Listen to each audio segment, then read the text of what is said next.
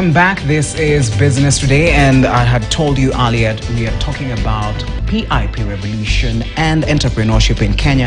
And joining me is Singh, who is the founder and chair of Fullerton Markets, and he's also an author, entrepreneur, and investor. Welcome. Thank you for having me. Business Today, and I believe this is your first time in Kenya? Well, it's actually my first time in the entire continent of Africa. All right. Thank you so much for joining us and deciding to come and visit us at KTN News. All right. Now, let's get into the conversation. PIP Revolution.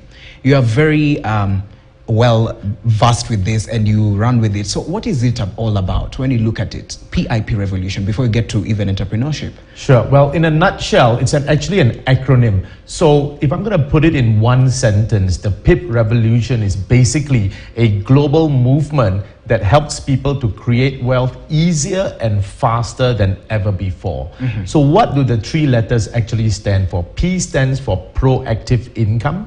I stands for investive income, and the last P stands for passive income. Mm-hmm. And I feel that everyone around the world, especially post-COVID, needs to develop these three different types of income.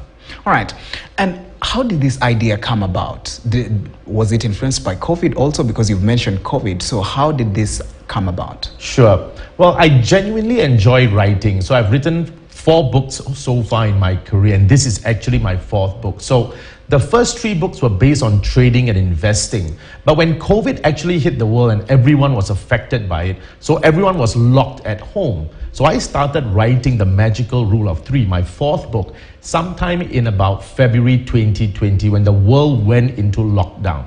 So when I wrote this book, it was basically based on 21 chapters that help people in terms of personal success, financial success, and business success.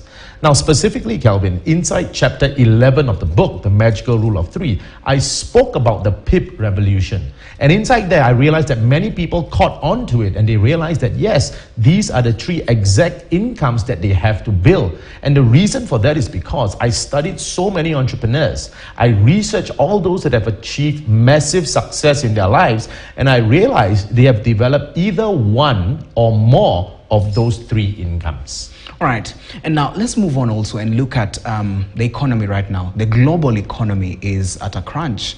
How does someone make sure that at least they stay afloat? A business person, a person who wants to get into entrepreneurship field, how do they even start? You look at the economy, it's where it is. So what usually happens because of your experience that you've gone through? So just bring us through the process.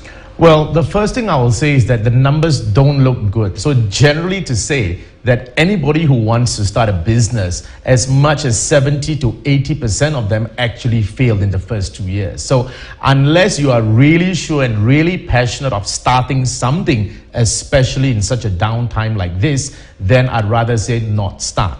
But for those who say, yes, I've got that burning desire, I want to start something, the first key I will always share with them is this: solve a big need. You can't just start a business because you feel like it. You've got to start a business because you're solving a real need in the market. So let me give you an example. When I started one of my companies called Fullerton Markets, I was so clear that I was solving a big need in the market.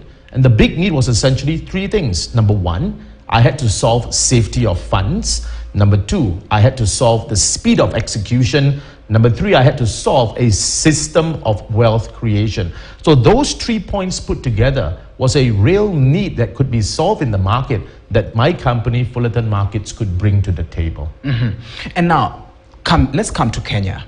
The entrepreneurship market within Kenya, it's your first time in Africa, you've decided to come to Kenya. Why Kenya?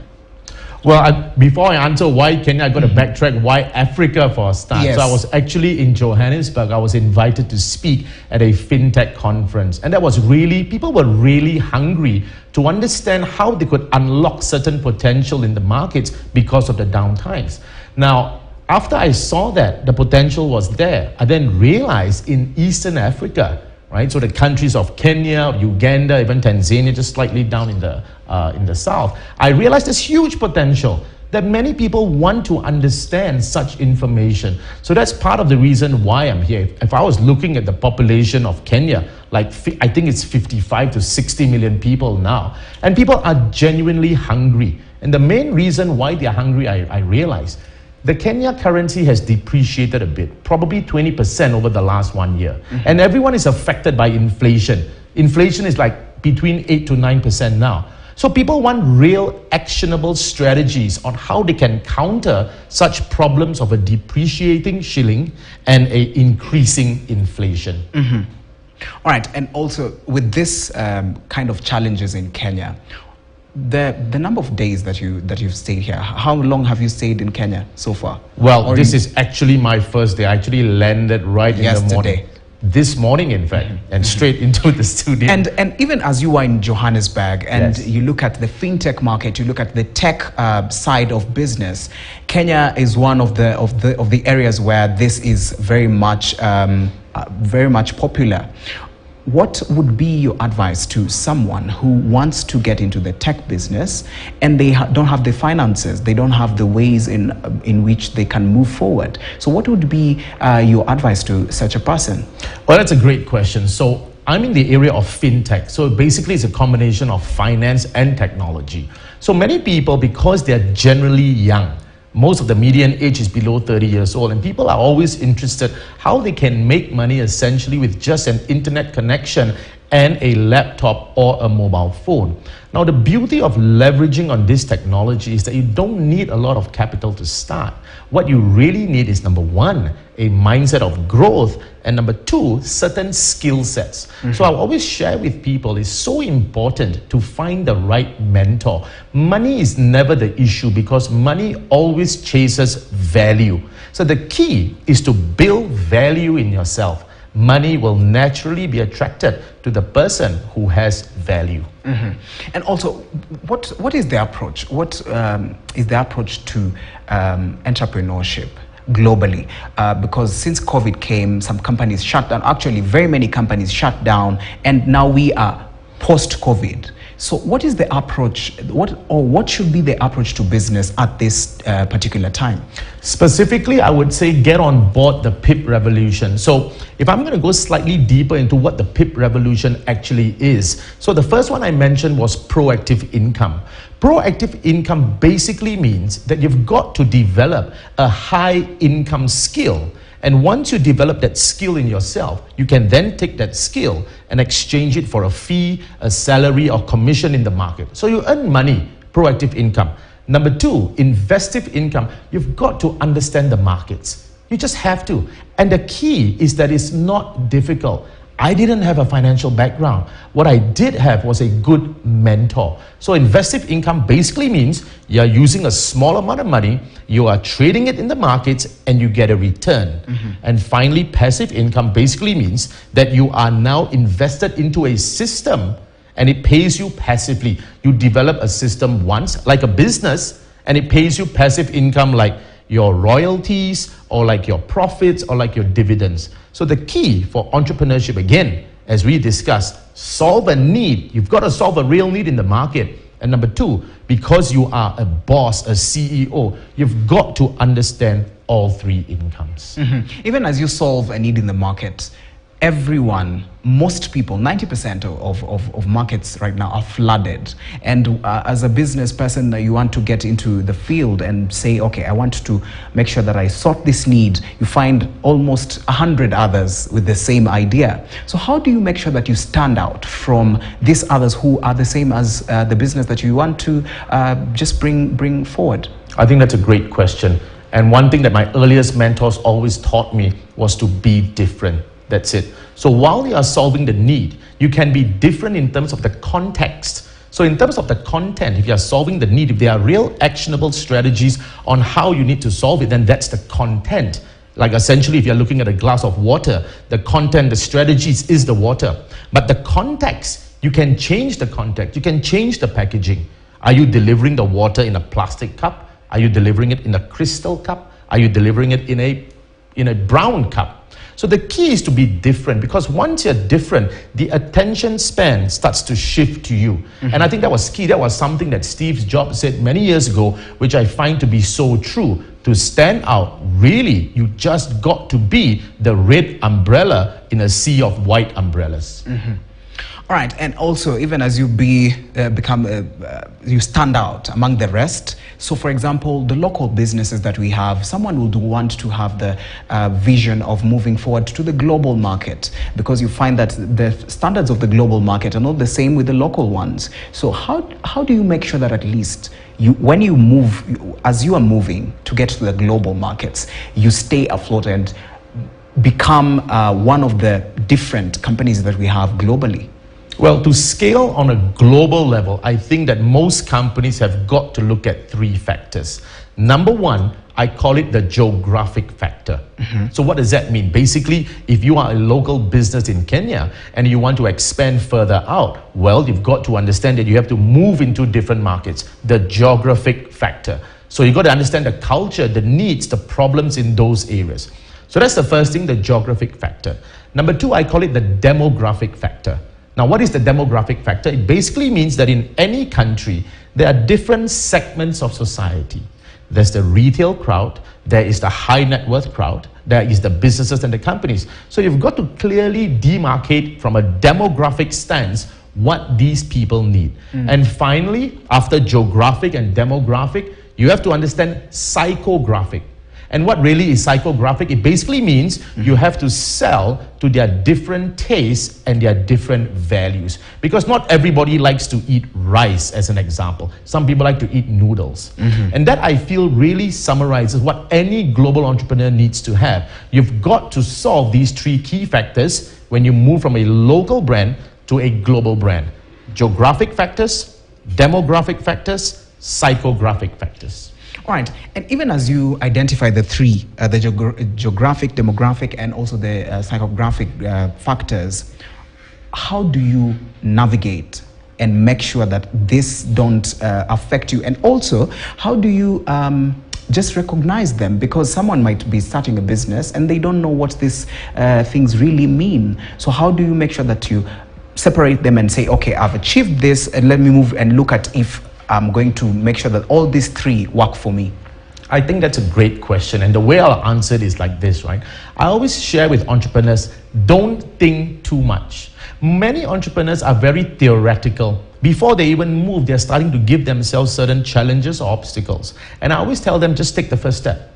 Once you take the first step, you're able to understand, should I pivot or should I pace? Meaning to say, do I change my strategy or do I build momentum in the same direction? Because the markets are never wrong. The markets will always tell you whether or not you're moving in the right direction. So I always tell people, just get moving, because once you're building momentum, the market will give you that feedback. If you're doing it rightly, do more of it. If the market is not buying whatever you're doing, then pivot and change your strategy. All right, let's move to challenges, because of course, when starting a business, any business that you're starting, there are always challenges that come about. Some of the challenges make people give up. Someone starts a business and then maybe just a year down, they say, okay, this is not important. Let me just focus on another thing. So how does someone get off the challenges and also revive their business that maybe they had closed for a very long time? Sure. And when it comes to this question, I think the first key word is this word called resilience, right? So persistence and resilience are one in the same. Entrepreneurs have got to resolve upfront that they will push through the challenges, they will push through the pain no matter what. All the great entrepreneurs of the world, they had already predicted and anticipated that challenges will come. It will never be a bed of roses. As we discussed earlier, the statistics are always working against the entrepreneur. 8 out of 10 of them will fail. So what makes any entrepreneur think that he or she will make it? They've got to resolve upfront that challenges will come. They will push through the pain. They will have a positive mindset. They will never give up no matter what. And I can tell you, of all the entrepreneurs that I've spoken to, once you resolve upfront that you will never give up, you will reach your goal. It may just take a different amount of time, but you will absolutely reach your goal if you decide upfront you will never give up. So resilience is a really understated quality in entrepreneurs. They've got to have that resilience in them. All right, and you just landed yesterday, and I believe you've spent some hours in Kenya, and also you are in Johannesburg. So as you look at businesses in Africa and how we operate and how we move about, what is different between how we do business and outside globally? Is there a difference, and what can we maybe pick from the others, and what can they also learn from us? Let me start by saying what businesses outside can learn from what I've seen in Africa, what I've seen in Johannesburg, what I've seen in Nairobi. The desire to learn. Honestly, when I start talking to people and I see that fire in their eyes, because I know that there are challenges, even when I'm reading. In Johannesburg, when I was speaking on the FinTech panel, I actually said something that made the whole crowd went quiet. And I said this, that the GDP per capita of South Africa is actually lower now compared to 10 years ago. And they know this. And coupled with the problem that inflation is so high, people are looking for a way out. So I see the desire in their eyes, the willingness to learn. And I can tell you, the areas that I come from, which are a bit more well-to-do, people don't have that desire to learn and to grow. So that's one thing we can definitely pick from the African continent. In terms of what the African continent can learn from people on the outside, I think it's just a bit more exposure. So once we come out, right, there's a key statement that environment is such an important part. So we are living in a time now that everything is all democratized already.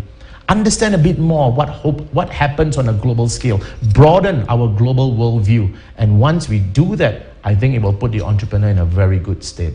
Let me just ask you maybe the second last question before we wrap up. Because in an economy where there's a lot of taxation, there's a lot of a fee that you're supposed to pay, how do you make sure that, because you've really explained and said, okay, know the markets, someone might know the markets, they might know everything that they need to know in order for them to move on with a business or start a business, but you see there are all these levies that you have to pay, there are all these taxes that you have to pay. How do you make sure that these taxes don't affect you and you just move on and be successful? One sentence: earn more. It's as simple as that. And why do I say this, Calvin? It's because if you think about cutting expenses, there's only a certain amount that you can cut, because everybody has got expenses, right? You've got a certain basic living expenses that you've got to have. So I think it's a very poor mindset if people think, oh, I've always got to cut expenses. But as you can't cut to the bone. So the key is to actually expand the mindset and think of how to earn more. Classic example. Even in Kenya now, instead of, if people had a choice to be earning income from the Kenya shilling or the US dollar or the British pound, if I were to give people a choice, what would they say? They would say US dollar or the British pound. Then focus on industries or focus on strategies that can help you to earn US dollars and British pounds. So that's the key. Instead of thinking how to cut lower, all right, to save and pay for all these taxes, have an abundant mindset in place. Think of how to earn more and leverage the trend of what's happening out there. And it's easy. The key that people are missing is just knowledge. The key is knowledge. All right, now let's also look at your mission in Kenya. First of all, how long are you here for? And will you be meeting with some of the startup companies that are coming up, some entrepreneurs? Just explain to us about this. Sure. So my stay here is only about 3 to 4 days. It's a little bit short. The key event that I'm actually having is a business conference that I'm hosting 2 to 3 days from now. So I really want to gather a group of entrepreneurs, and I think people are coming. So far, I think like 100 entrepreneurs are coming. And I just want to lay it out to them, because I've been a beneficiary, Calvin, of mentorship. And this is a key word I want to share with people. I didn't do too well in school. And today I've done fairly well for myself. I understand the financial markets. And the only reason I've done well is because those who have gone before me have poured themselves into me. So I understand the power of mentorship, how someone is able to guide me from a zero to a hero. And I want to do that. I want to pay that forward. So that's the short answer. That's the mission. I want to share with people the exact strategies of financial education. All right, even as we wrap up, give us your parting shot, even as we come to close. Well, my parting shot is always my motto, and I always share with people, dream the impossible, do the unthinkable, and enjoy the incredible. All right. Do the unthinkable and enjoy the incredible. Right, that is Mario Singh, who is the founder and chair of Fullerton Markets, and he's also an author, an entrepreneur, an investor. He's come to Kenya to just have a conversation with entrepreneurs, fintech, and startups also with us here.